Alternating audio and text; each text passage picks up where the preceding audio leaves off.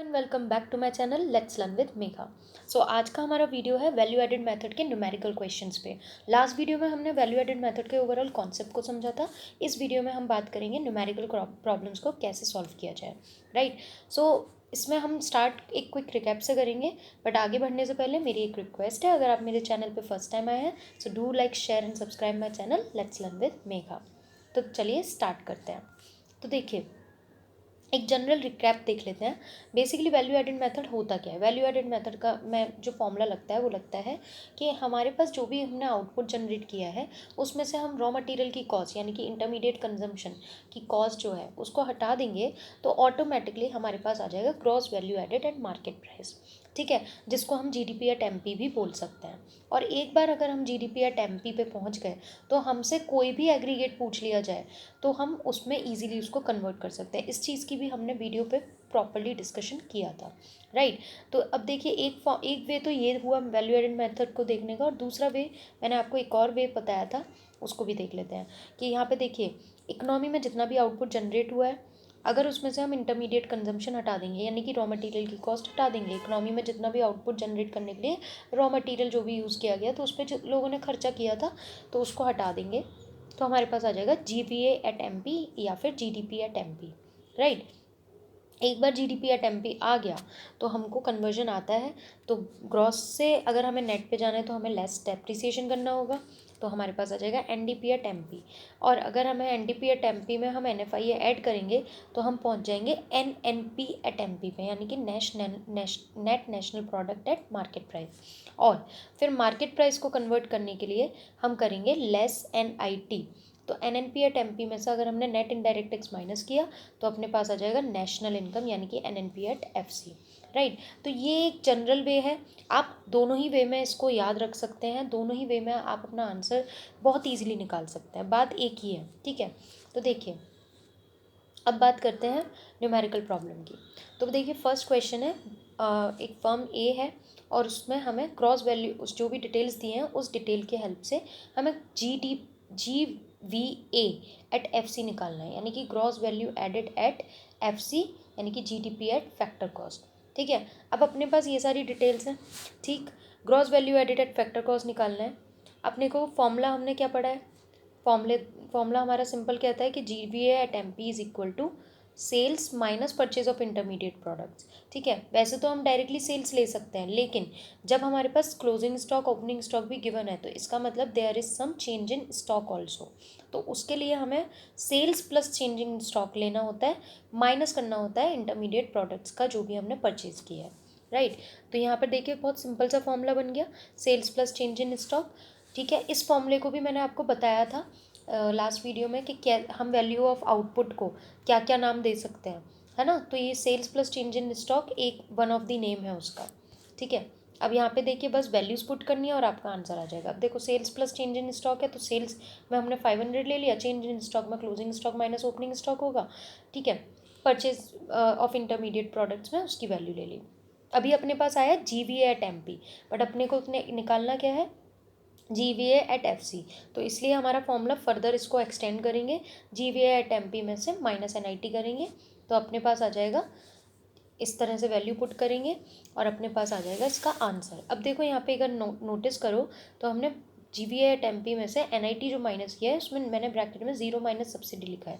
उसका रीज़न क्या है, एन आई टी का फॉर्मूला होता है इनडायरेक्ट टैक्स माइनस सब्सिडी। अगर क्वेश्चन में सब्सिडी गिवन है और इनडायरेक्ट टैक्स गिवन नहीं है तो हम उसको ज़ीरो कंसिडर कर लेंगे। ठीक है, तो इसलिए यहाँ पर मैंने आपको शो करने के लिए यहाँ पे ऐसे लिखा और फॉर्मूला लगाएंगे और हमारा आंसर हमारे सामने।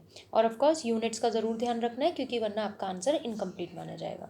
ठीक है, अब देखो, ये बहुत सिंपल सा क्वेश्चन था और हम इस 2-3 क्वेश्चन थोड़े डिफरेंट डिफरेंट लेकर पूरा कॉन्सेप्ट क्लियर कर लेंगे। अब देखिए, नेक्स्ट क्वेश्चन पे चलते हैं ना। नेक्स्ट क्वेश्चन है, gross value at factor cost निकालना है, मतलब वही जीडीपी एट एफसी निकालना है। ये सारी डिटेल्स अपने को गिवन है। अब देखिए, इस डिटेल्स की हेल्प से हम कैसे निकालेंगे, तो वही चीज़ gross value added at market price का वैसे भी फॉर्मूला हमें सबसे पहले स्टार्टिंग में लेके चलना है। तो उसका फॉर्मूला क्या होता है, value of output minus intermediate cost. Right. अब वैल्यू ऑफ आउटपुट हमें क्वेश्चन में कहीं भी क्लियरली सीधा सीधा तो दिया नहीं है, तो हमें देखना पड़ेगा उसको कैसे निकालें। तो देखिए क्वेश्चन में हमें यूनिट्स ऑफ आउटपुट सोल्ड दिखाया हुआ है और प्राइस पर यूनिट, तो इसका मतलब हम सेल्स निकाल सकते हैं।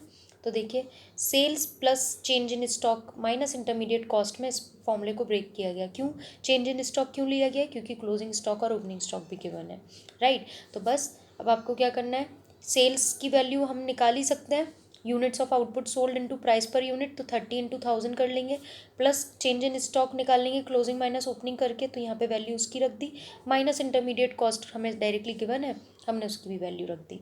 अब ये चीज़ों को सॉल्व करते हुए हम इनकी वैल्यूज़ लिखेंगे, ठीक है। 30,000 प्लस 1000 माइनस 12,000, अपने पास आ गया GVA@MP, यानी कि 19,000 हमने पहुंच गए ग्रॉस वैल्यू एडिड पे। पर अपने को निकालना क्या है, क्योंकि हमें GVA@FC निकालना है, तो अब हम क्या करेंगे, GVA@MP में माइनस NIT कर देंगे, ठीक है। अब माइनस NIT करने के लिए हमें देखना पड़ेगा हमारे पास वैल्यूज़ क्या क्या गिवन है। तो देखा जाए indirect tax, directly indirect tax का नाम नहीं आया, लेकिन ये जो आप लास्ट में देख रहे हैं excise duty and sales tax, ये भी इनडायरेक्ट टैक्स का ही पार्ट होते हैं।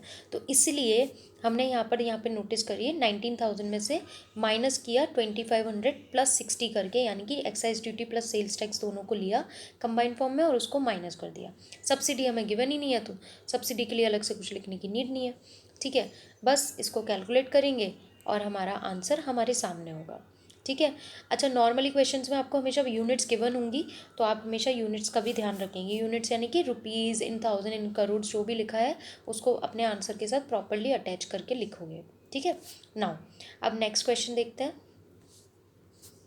नेक्स्ट क्वेश्चन है calculate net value at factor cost, ठीक है। अब यहाँ पर हमें net value added at factor cost निकालना है। डिटेल्स अपने पास गिवन है, पर देखो स्टार्टिंग वहीं से होगी। पहले तो हमें gross value added at MP ही निकालना पड़ेगा, GDP@MP ही निकालना पड़ेगा, और उसके लिए फॉर्मूला हमारा सीधा सीधा होता है value of output minus intermediate cost. लेकिन अगेन इस क्वेश्चन में भी value of output directly given नहीं है, तो इसलिए हम देखेंगे क्या गिवन है, पर सेल्स गिवन है, देखो तो सेल्स गिवन है, तो और क्या हमें देखो चेंज इन स्टॉक भी गिवन है, सीधा सीधा चेंज इन स्टॉक निकाल के दिया हुआ है, तो बस sales plus change in stock का फॉर्मूला वैल्यू ऑफ आउटपुट के लिए लग जाएगा। इंटरमीडिएट कॉस्ट के भी देख लेते हैं, इंटरमीडिएट कॉस्ट का भी हमें इंटरमीडिएट कॉस्ट के नाम से नहीं दिया हुआ है, पर परचेज ऑफ रॉ मटेरियल वो एक ही बात होती है। तो हम देखिए फॉर्मूला में कैसे लगाएंगे, sales plus change in stock minus intermediate cost, यहाँ पे वैल्यूज़ रखेंगे सेल्स की और चेंज इन स्टॉक की, माइनस इंटरमीडिएट कॉस्ट कर दिया, ठीक है। हमारे पास क्या आ जाएगा, GVA@MP आ जाएगा जब हम इसको सॉल्व करेंगे, यानी कि 270। अब GDP@MP निकाल लिया हमने। अब देखो क्योंकि हमें क्या निकालना है, net value added at factor cost, तो हम क्या करेंगे, पहले हम NVA सॉरी ओके यहाँ पे मैंने एक छोटा सा टाइपो एरर कर दिया, as we have to calculate GVA@FC लिख दिया, जबकि यहाँ पे आना था NVA@FC। अब देखो डायरेक्टली हमने NVA@FC का ही फॉर्मूला लगाया है, NVA@FC equal to GVA@MP minus depreciation minus NIT। क्यों? क्योंकि ग्रॉस से नेट तक जाने के लिए माइनस डेप करना पड़ेगा, ठीक है। फिर वैल्यू एडेड तो वो हमारा सेम है ही, डोमेस्टिक प्रोडक्ट ही है हमारा, तो मार्केट प्राइस से फैक्टर कॉस्ट पे जाने के लिए माइनस NIT करना पड़ता है। तो बस अब आप हमें वैल्यू रखेंगे, यहाँ पे क्या किया, यहाँ पे हमने 270 में से माइनस किया 20 माइनस 50, ठीक है। आप यहाँ पे टाइपो एरर का ध्यान रखिएगा, NVA@FC का फॉर्मूला लगाया है और उसी के लिए हमने वैल्यू रखी है। तो 270 हमारा GDP@MP हमने पहले निकाल लिया था, माइनस डेप्रीसिएशन जो गिवन है हमें क्वेश्चन में, और minus NIT change in net indirect tax. तो अगेन आप ध्यान दीजिए कि हमारे पास इनडायरेक्ट टैक्स गिवन नहीं है लेकिन सब्सिडी गिवन है, तो इसलिए -50 यहाँ पे आ गया, और बस हमारा आंसर आ गया 300। ये लास्ट में भी GVA@FC नहीं है, ये NVA@FC है, ठीक है। नाउ अब देखिए प्रॉब्लम नंबर 4। अब यहाँ पर देखिए, यहाँ पर थोड़ा सा मैंने डिफरेंट वे में लिया है चीज़ों को, बहुत सिंपल है। अगर सपोज़ करो आपको पहले वाले मेथड्स भी बहुत सिंपल थे जो हमने अभी तक देखे, लेकिन अगर आपको लग रहा है कि नहीं वो थोड़ा लॉन्ग प्रोसेस हो रहा है या मैं अपने आंसर को चेक कैसे करूँ, तो यहाँ पे एक और तरीका है जो मैंने सबसे पहले आपको बताया था कि हमारा फॉर्मूला क्या होता है। फॉर्मूला ये होता है ना, अगर हम लेमन टर्म्स में सिंपल वे में पढ़ें तो हमें ये पता होना चाहिए आउटपुट कितना है, अपनी इकोनॉमी में आउटपुट कितना जनरेट हुआ है, उसमें से इंटरमीडिएट कंजम्पशन माइनस कर देते हैं, GDP@MP आता है, फिर फॉर्मूला लगा के हम सीधे सीधे नेशनल इनकम तक पहुंच जाते हैं। अब यहाँ पे देखो हमें निकालना क्या है, और क्या गिवन है, हमें गिवन है net value added at factor cost, यानी कि NDP एट FC गिवन है, यानी कि इसको हम बोल सकते हैं डोमेस्टिक इनकम गिवन है। ठीक है, और हमें पहुंचना है वैल्यू ऑफ आउटपुट तक। अगर आप नोटिस करो इस फॉर्मूले को देखो, सबसे नीचे क्या रेड मार्क में जो दिखाया हुआ है, हाईलाइट किया हुआ, NDP एट FC है, जो कि क्वेश्चन में ऑलरेडी गिवन है। ठीक है, और सबसे ऊपर देखिए output generated in an economy, actually question में यही पूछा गया है। तो हम इस तरह के क्वेश्चन के लिए हम सीधे सीधे ऐसे भी यूज़ कर सकते हैं। क्या कर सकते हैं, देखो इस फॉर्मूले को हमने ऐसे लिखा हुआ है सो दैट आपकी अंडरस्टैंडिंग क्लियर है। ऑफकोर्स आप अपने जो एग्ज़ाम की कॉपी होंगी, स्कूल की कॉपीज़ होंगी, उसमें इस तरह से वर्टिकल फॉर्म में फॉर्मूला नहीं लिखेंगे, लेकिन हाँ आप इसी चीज़ को अगर आप नॉर्मल वे में इक्वेशन फॉर्म में लिखेंगे तो वो कंसिडर कर लिया जाएगा। अब देखो ये मैंने ऐसे क्यों लिखा है, सो दैट मैं आपको समझा पाऊँ कि आप सीधे सीधे वैल्यूज पुट कैसे कर सकते हो। डोमेस्टिक इनकम अपने को गिवन है 100, net value added at FC जो है वो डोमेस्टिक इनकम ही है। तो देखो वो ऑलरेडी गिवन है डोमेस्टिक इनकम, हमने लिख दिया 100। हमने इसको रिवर्स ऑर्डर में देखेंगे। अब देखो यहाँ पे क्या है, डोमेस्टिक इनकम में हमने NIT माइनस किया होगा, तब जाके NIT माइनस करने से पहले NDP या MP था हमारे पास। तो देखिए यहाँ पर नेट इनडायरेक्ट टैक्स अपने को गिवन है, जो GST है ना वो आपकी एक तरह से इनडायरेक्ट टैक्स है, सब्सिडी 5 है। तो नेट इनडायरेक्ट टैक्स निकालने के लिए आप क्या करोगे, GST माइनस सब्सिडी, यानी कि 20 - 5 करके आपका ये आ गया NIT 15। ठीक है, तो इसका मतलब आपने ये 15 माइनस किया होगा तब जाके आप डोमेस्टिक पे आए। तो इसका मतलब इसके ऊपर 15 एडेड था, तो 100 + 15 करोगे तो ऊपर आ गया आपका 115, वो है आपकी NDP एट MP। अब अगेन देखो डेप्रीसिएशन क्या गिवन है हमें क्वेश्चन में, गिवन है 10, तो बस वैल्यू रख दो डेप्रीसिएशन की, है ना। <10 मैंने जानबूझ के लिखा है, लेकिन क्योंकि हम तो ऊपर जा रहे हैं ना, तो हम क्या करेंगे 115 में ऐड कर देंगे 10, तो हमारे पास आ गया 125, यानी कि 125 हम कहाँ तक पहुँच गए, हम GDP एट MP तक ऑलरेडी पहुँच गए। अब देखिए अभी अब हमारे पास क्वेश्चन में गिवन है इंटरमीडिएट कंजम्पशन, उसको भी रख दो उसकी जगह पे, लेस 75 किया होगा तब जाके हम 125 पे पहुँचे थे। तो इसका मतलब हमने 125 + 75 करेंगे तो हमारे पास क्या आ जाएगा, output generated in an economy. बहुत सिंपल है, सीधे सीधे आपने क्या किया है, आपने रिवर्स ऑर्डर में चीज़ों को पुट करना शुरू किया तो आप ऑटोमेटिकली वैल्यू ऑफ आउटपुट पे बड़े आसानी से पहुंच गए। ठीक है, तो यही था आपका ओवरऑल इस वीडियो में सारे न्यूमेरिकल्स। अब ये जो न्यूमेरिकल्स है ना, आपको लग रहा होगा कि ये तो बड़े बस 4 न्यूमेरिकल्स हैं, लेकिन एक्चुअली ये 4 डिफरेंट वेराइटी के न्यूमेरिकल्स थे। आपको इन सबसे आइडिया बहुत कुछ ऑलरेडी लग चुका है।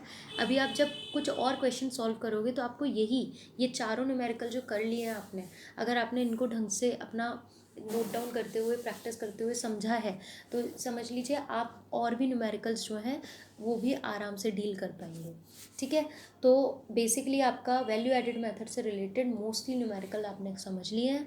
सो लास्ट में मैं आपसे वही कहूँगी कि thank you so much for watching this video till the end अगर आपको इस वीडियो से कुछ भी बेनिफिट मिला so do like share and subscribe my channel let's learn with mega. Thank you.